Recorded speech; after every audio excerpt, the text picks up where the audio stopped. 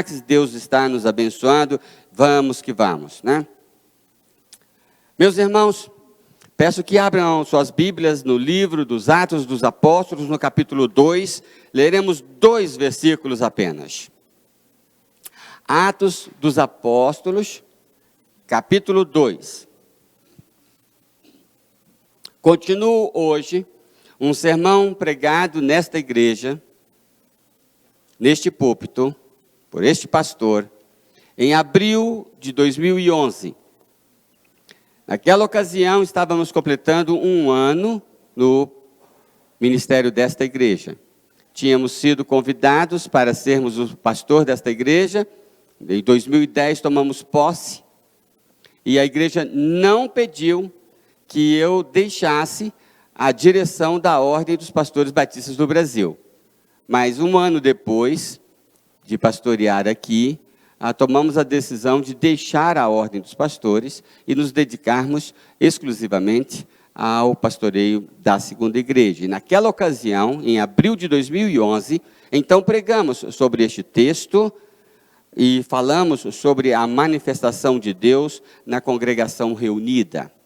Porque este conceito, a nossa dirigente mencionou, quando ela estava com o coração entusiasmado ali com o louvor, sobre esse sentimento da gente cantar louvores a Deus com o povo do Senhor, de sermos uma comunidade, de sermos uma igreja. E na igreja reunida, Deus se manifesta.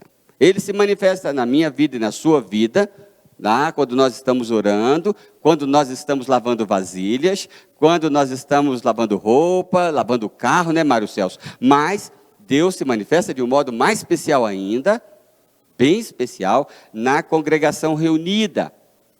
Se você ler a Bíblia com estes óculos, você verá coisas extraordinárias acontecendo quando a congregação solenemente se reúne, como estamos fazendo aqui nesse momento, e dezenas de milhares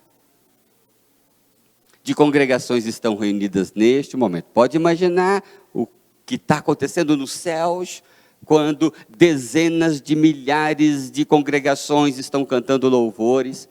O reino, nós temos orado há 2000 anos, venha a nós o teu reino, seja feita a tua vontade aqui na terra como nos céus. E eu tenho essa convicção, quando eu estou indo para dormir, lá pelas 10 da noite, eu sinto que tem gente, outros discípulos de Jesus, acordando do outro lado da terra, para louvar e para engrandecer o nome de Jesus. Algo lindo está acontecendo em todo esse pálido ponto azul no meio do universo. Deus está sendo glorificado com os nossos hinos aqui e tantos outros. Atos 2, versículo 1 e versículo 2, lemos assim. Chegando o dia de Pentecoste, estavam todos reunidos num só lugar. De repente veio do céu um som como de um vento muito forte e encheu toda a casa na qual estavam assentados. Podem imaginar essa cena, esse cenário? Estavam todos reunidos num só lugar. Que frase forte! Estavam todos reunidos em um só lugar. Vocês podem imaginar, nós mencionamos aqui 8 grupos da segunda igreja, que compõem a segunda igreja. Depois mencionamos que dezenas de milhares de igrejas se reúnem. Pode imaginar um dia, quando será uma ata lavrada, e a ata vai dizer assim: todos, mas todos mesmo, recolhidos de toda a história da humanidade, todos os salvos, reunidos diante do Cordeiro, diante do pastor. Pode imaginar isto? E você lá, no meio daquela multidão que ninguém podia contar? Vai ser algo muito extraordinário, não vai? Vai estar lá, pastor Tchau? vai estar lá, não vai? Há algo de extraordinário nisto, meus irmãos. Estavam todos reunidos num só lugar. De repente veio do céu um som. Eu fico imaginando toda a igreja, de todos os tempos, reunida. E como Deus gosta de solenidade, eu estou imaginando aqui, nesse momento, aquela expectativa, e os tambores, e as trombetas, porque o rei está vindo. Então ele surge, ele é recebido por esta igreja. Vai ser algo muito, muito especial, né, que a gente não consegue descrever. Mas aqui está o embrião, Rodrigo, aqui está o embrião. Jesus tinha morrido, tinha ressuscitado, e agora o Espírito Santo estava vindo na congregação. É o embrião. Isso aqui que somos hoje, teve um embrião. Eles estavam todos reunidos num só lugar e veio um vento muito forte. A casa se encheu. A casa onde eles estavam assentados. O que acontece? O que acontece quando a igreja está solenemente reunida? Acontece culto, pastor. Claro que acontece culto. Mas Deus surge, Deus entra, Deus sopra, Deus interage. Deus está aqui no meio da congregação, Deus está no meio dos louvores. Onde estiverem 2 ou 3 reunidos, ali eu estarei. É uma ideia, é um conceito, irmãos. Não abandone a congregação, como é costume de alguns, não faça isto. Você não perde pouco. Há um conceito aqui, há uma riqueza aqui. Esteja integrado. Não foi batizado ainda? Seja batizado, porque é a porta de entrada para esta congregação. Bom, observando este capítulo, continuando o que conversamos em 2011, há 10 anos, a gente percebe aqui nesse texto que quando a igreja se reúne, sempre há proclamação. Veja o versículo 14. Então Pedro levantou-se com os 11. Levantou para quê? Para brigar, para xingar, para exigir que o voto seja auditável? Não. Levantou para dizer: homens, eu tenho uma mensagem para pregar. Versículo 18. Sobre os meus servos e minhas servas, e observa que a inclusão do feminino aqui é precioso, pensando que esse texto estava sendo escrito há 2000 anos. E lembrando, provavelmente, da profecia de Joel, capítulo 2. Derramarei sobre os meus servos e as minhas servas o meu espírito naqueles dias, e eles profetizarão, proclamarão, anunciarão.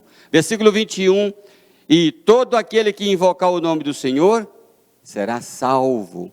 Aqui está falando de proclamação e de resposta à proclamação. Meus servos e minhas servas pregarão, e todos aqueles que ouvirem a pregação e responderem à pregação serão salvos.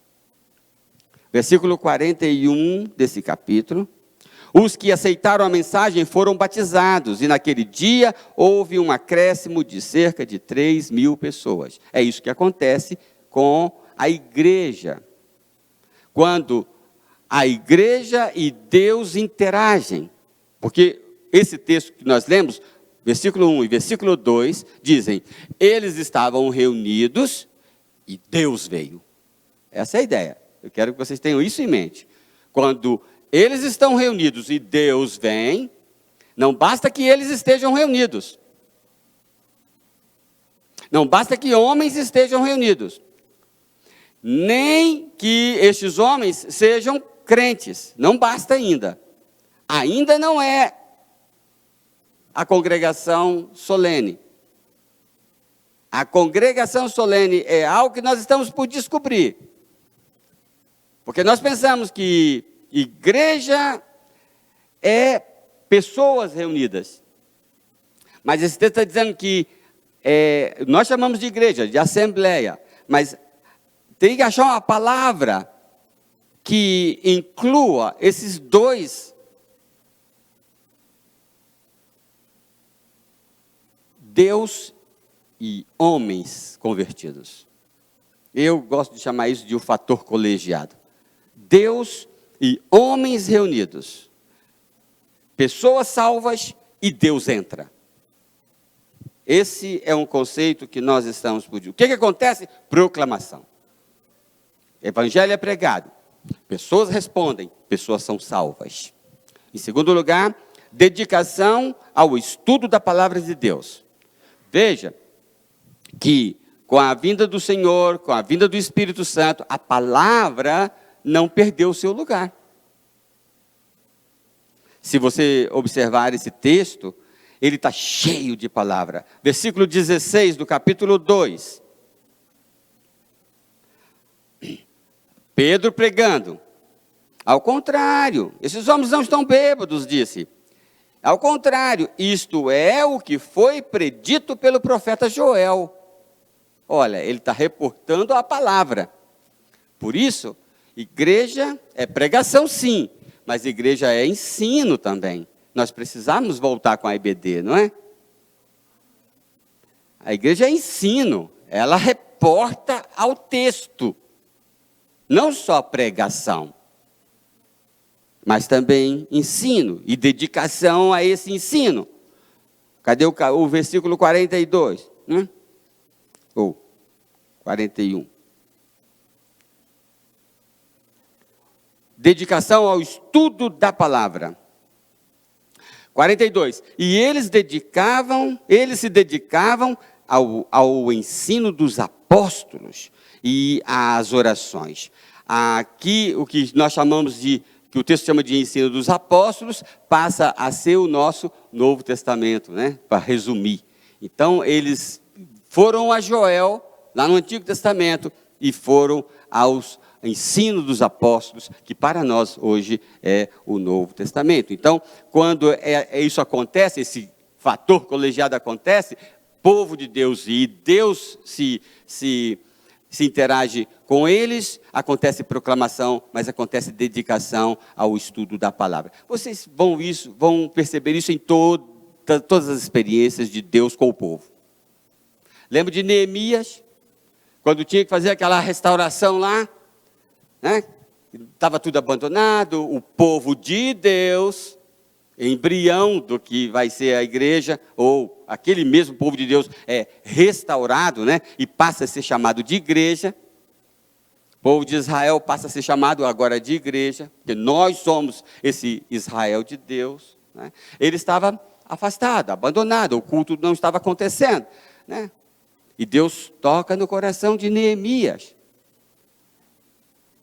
e de Esdras. E então Neemias invoca Deus. Pode ser chamado isso de profecia. Ele conclama o povo. Onde vocês ouvirem a minha voz, reúnam-se, cada um diante de si, com uma missão.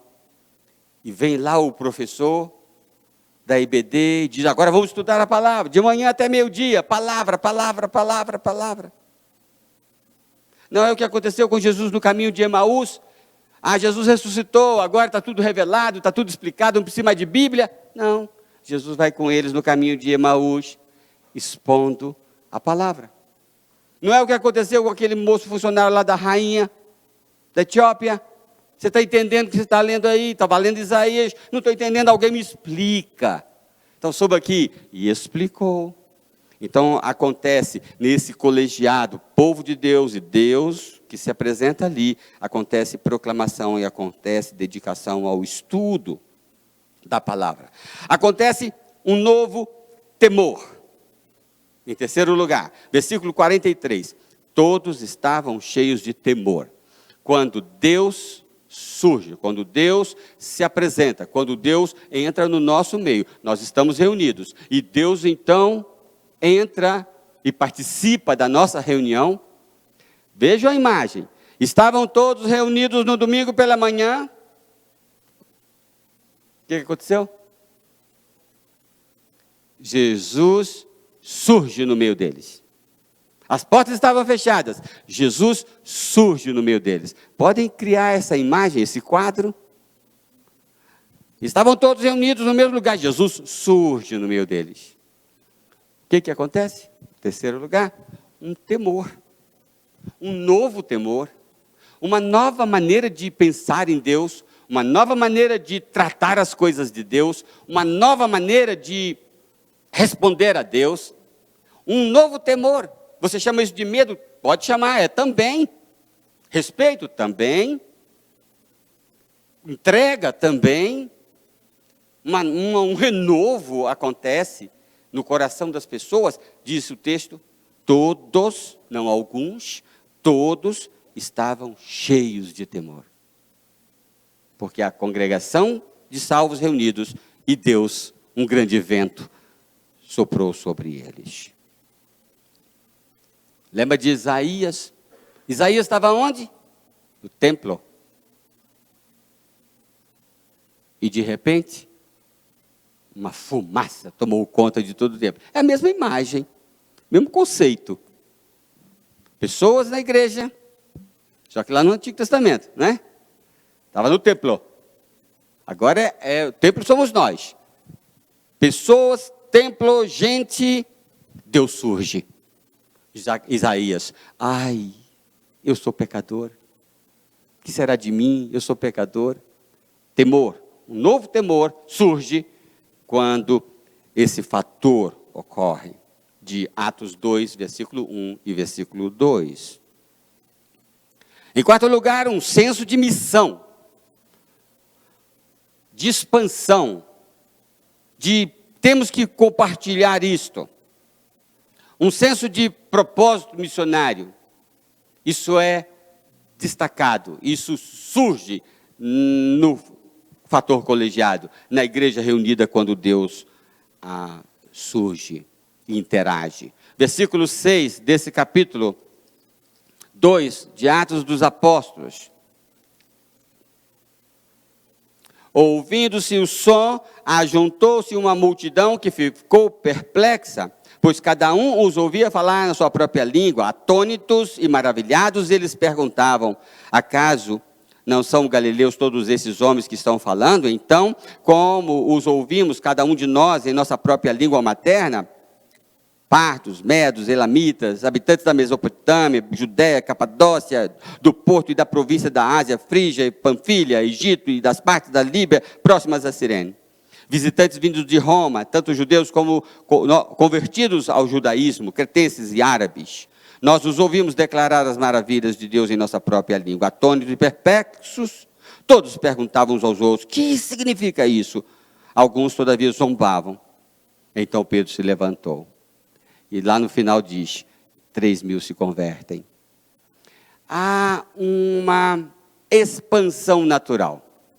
Meus irmãos, quando você estuda um tiquinho, você lê alguma coisa sobre esse negócio de taxa de natalidade, expectativa de vida, e essas populações estão crescendo, estão decrescendo. Muitos países estão tendo problemas porque estão morrendo mais pessoas do que nascendo pessoas, e a população está ficando velha, porque nascem poucos. Uma organização, um povo, uma nação, uma família, tem que ter multiplicação. É da natureza das coisas, é da natureza da vida. Então, Deus se encontra com este povo, o noivo com a noiva. E deste casamento surge crescimento, novos filhos. É da natureza. Igreja que não faz missões, ela não é que ela vai morrer, não. Ela não é igreja. Então, hoje nós estamos plantando 4 novas igrejas, né? Nesse momento histórico, quando a igreja está nos seus 72 anos de vida, ela está plantando 4 igrejas. Já plantou 6. Igreja planta igreja. E é isso que acontece, esse senso de que nós temos que multiplicar. É um propósito missionário. No capítulo 4, o apóstolo vai dizer: não podemos deixar de falar do que temos visto e ouvido. Capítulo 4, versículo 20. tem que expandir, tem que crescer, tem que plantar novas igrejas, tem que sustentar missionários, temos que ir para frente. É assim que acontece naturalmente, é da natureza deste encontro de Deus com os homens. Um senso de missão, um senso de expansão. Não é? Em quinto lugar, veja o versículo 13. Alguns, todavia, zombavam deles e diziam, eles beberam vinho demais. Em quinto lugar, quando Deus se encontra com o seu povo, detecta-se oposição. Esse é um fator que a gente não gosta muito de pensar. Mas se tudo está bom demais, se tudo está calmo demais, será se estamos mesmo nos encontrando com Deus? Há algo nesse encontro entre Deus e os seus que irrita. Você vai encontrar isso em toda a Bíblia. Como disse alguém, se você não encontrou com o diabo hoje pela manhã, talvez você esteja andando na mesma direção dele. E Tozer disse que, mostre-me uma congregação realmente dedicada ao estudo da palavra, em fazer a vontade do Senhor, e eu lhe mostrarei onde há forte oposição do diabo. Você está pensando em Atos 2, 1 e 2? Estavam todos reunidos e, de repente, um vento muito forte encheu toda a casa. Você está pensando nesse encontro de Deus com os salvos? Pense em oposição. Pense em problemas. Pense em pessoas irritadas.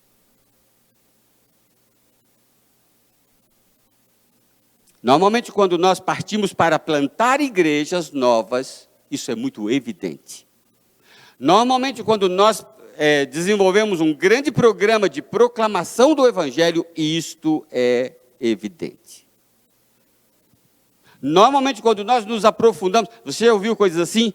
Olha, interessante, de uns tempos para cá, eu me dediquei mais à oração, eu me dediquei mais ao estudo da Bíblia, eu me dediquei mais a trabalhar na igreja, parece que as coisas ficaram mais difíceis, começaram a surgir problemas, e enfermidades, e o carro bateu, e aquilo. Você nunca ouviu isso, não? Talvez nossas vidas estejam calmas demais. Mas se você vai se encontrar com Deus, saiba, onde Deus está, tem inimigos.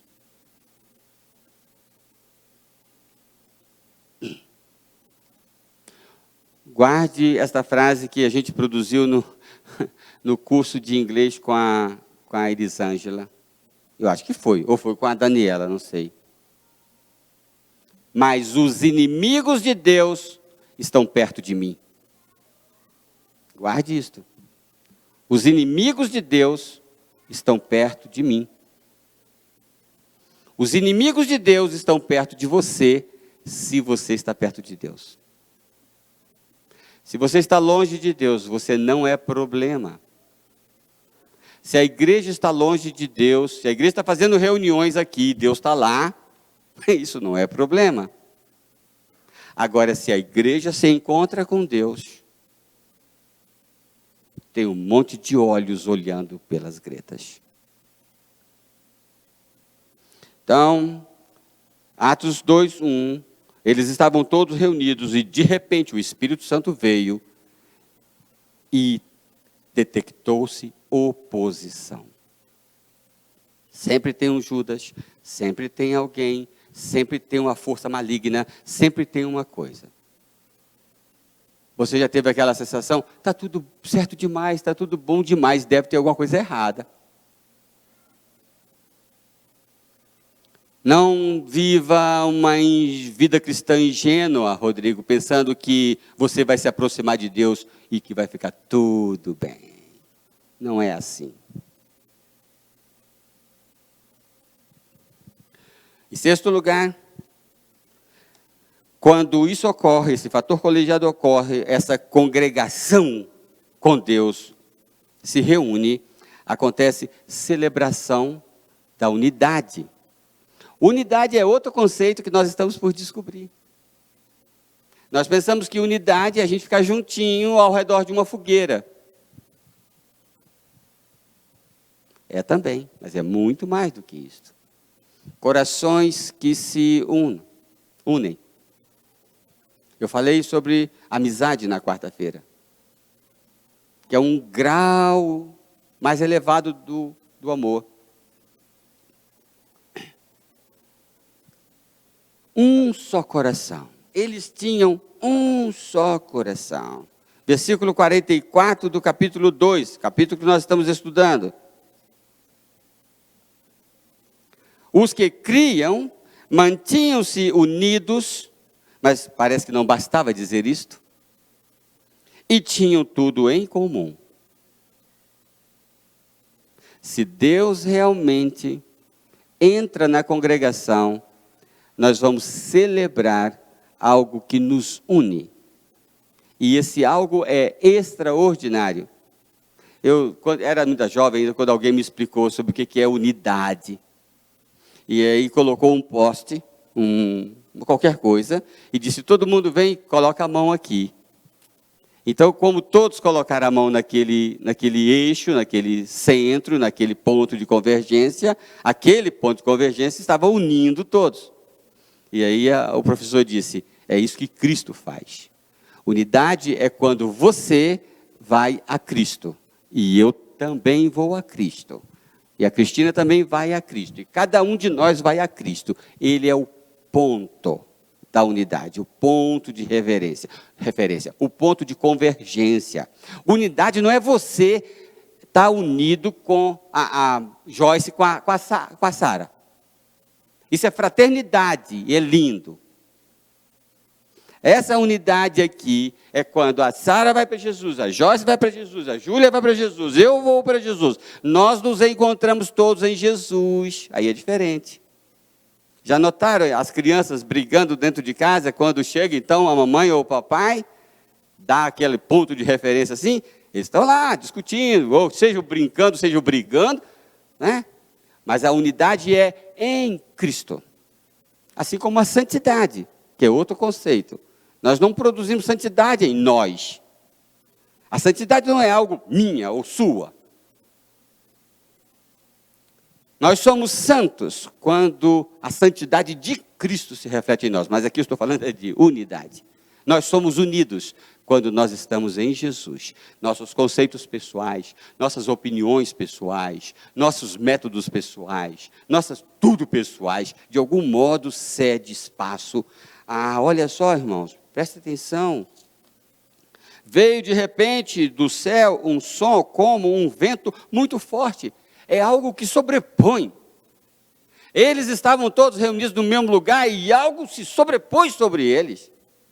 A unidade celebrada é a unidade provocada, esse estouro de unidade que ocorre, porque Cristo surge no nosso meio. Ele é o ponto de convergência.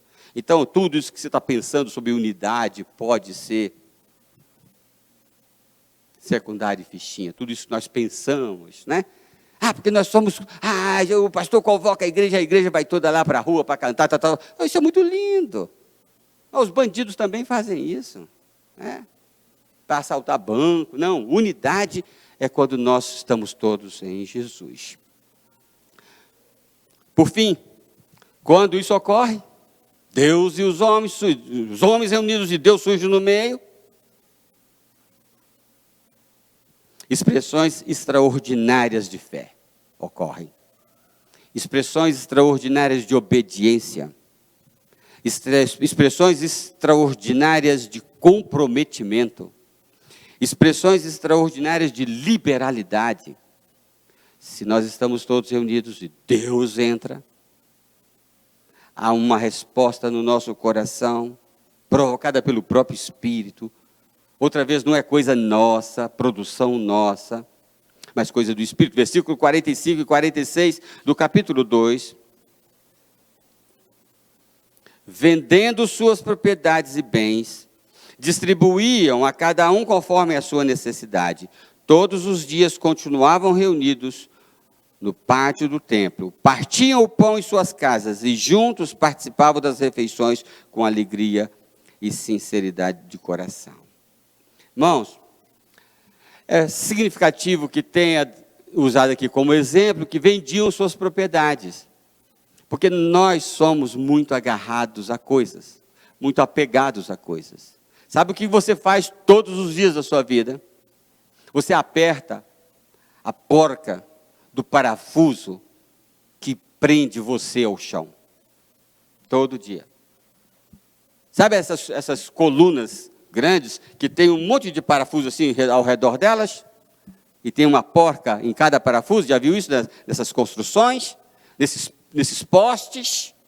Então, se você é um poste, você está preso por parafusos. E o que você faz todo dia é apertar essas porcas para ficar mais travado ao chão. Quando Deus surge na congregação, você deixa de ser um poste, você se solta.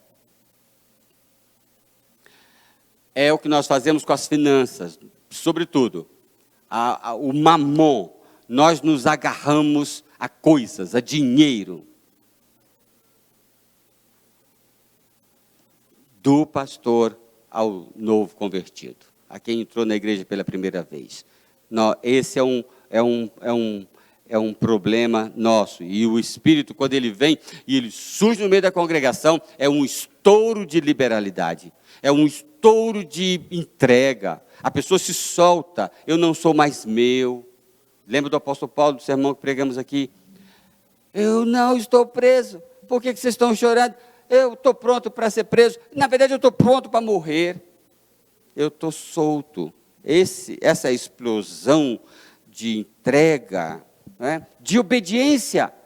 Aí Pedro pegou e milhares se entregam, se soltam em Jesus. É isso que ocorre quando nós clamamos por Deus e Ele vem na congregação. Nós nos rendemos por inteiro. Jesus disse, vocês farão coisas maiores do que estas. O que Ele quis dizer? Nós vamos obedecer, mas vamos obedecer porque Ele estará em nós. Ele vai nos fazer obedecer. Ele vai nos fazer fluir. Ele vai nos fazer nos entregar completamente. Que o Senhor possa nos abençoar e que estes sinais, né, que essas evidências, né, de Deus se encontrando conosco, sejam de fato vistas, percebidas, vividas por cada um de nós. Vamos orar? Nosso Deus e nosso Pai, a nossa alma deseja mais do que tudo ter a Ti, sentir a Ti,